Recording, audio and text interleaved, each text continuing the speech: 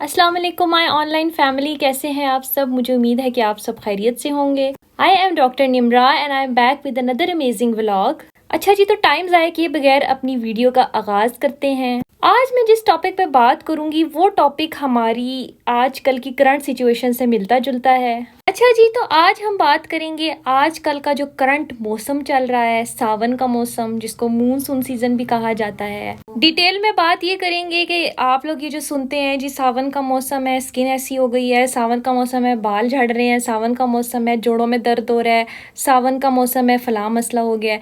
आज हम बात करेंगे कि क्या ये मिथ्स है या इनमें कोई सच्चाई भी है। जी, तो बिल्कुल जो आप फेस करते हैं या जो आप सुनते हैं वो सब सच है।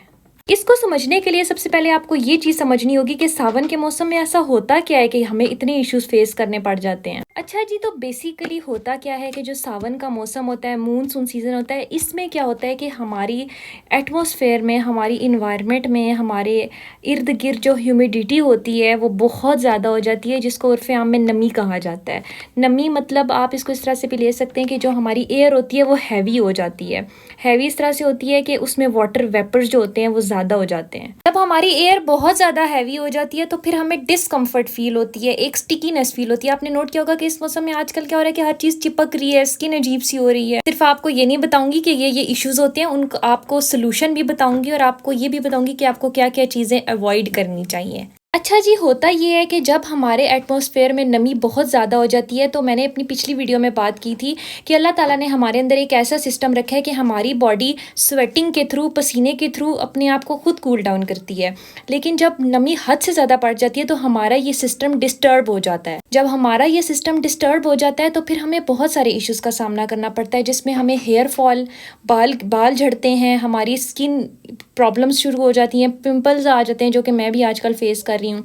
इसके अलावा जोड़ों में दर्द स्टार्ट हो जाता है, स्वेलिंग स्टार्ट हो जाती है। इसके अलावा जो आपने नोट किया होगा कि जो ज़ख़म होते हैं वो हरे हो जाते हैं। हरे इस तरह से होते हैं कि अगर आपको कहीं चोट लगी है ना तो वो आपका ठीक नहीं होगा। अब ठीक इस तरह से नहीं होता कि हर चीज़ का अल्लाह ताला ने एक सिस्टम रखा है। अब ज़ख़म हुआ है तो उसका एक हीलिंग प्रोसेस होता है।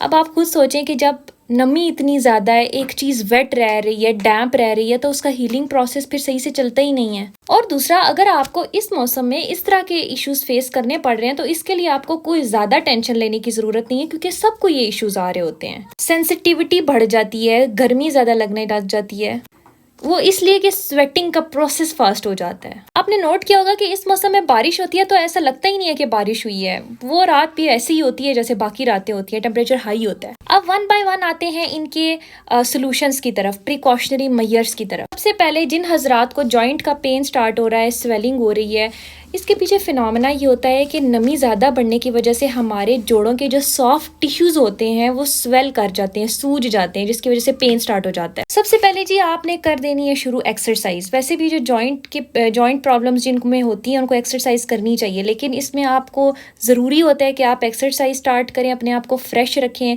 नंबर 2, आपने हाइड्रेटेड रहना है, पानी की कसरत बहुत ज़्यादा करनी है, सॉल्ट्स को ख़त्म नहीं होने देना। इसके अलावा अगर पेन ज़्यादा बढ़ रहा है, वार्म या कोल्ड कंप्रेशंस करें, मतलब आप या बर्फ़ लेके उसको उस जगह पे टैप करें या कोई गर्म चीज़ लेके टैप करें, जिसको हम उर्फ़े आम में टकोर भी कहते हैं। अलावा जो भी आपका हेल्थ केयर प्रोवाइडर है उससे आप डिस्कस करें, और जॉइंट हेल्थ को बेटर बनाने के लिए ग्लूकोसामीन जैसी मेडिसिन भी आप यूज़ कर सकते हैं। अच्छा जी, फिर बारी आती है अगर आपको स्किन से रिलेटेड इश्यूज आ रहे हैं और आपको हेयर फॉल के इश्यूज आ रहे हैं तो आपने क्या करना। सबसे पहले अपनी स्किन को आपने ड्राई रखना है, अपनी स्किन को आपने डैम्प नहीं छोड़ना।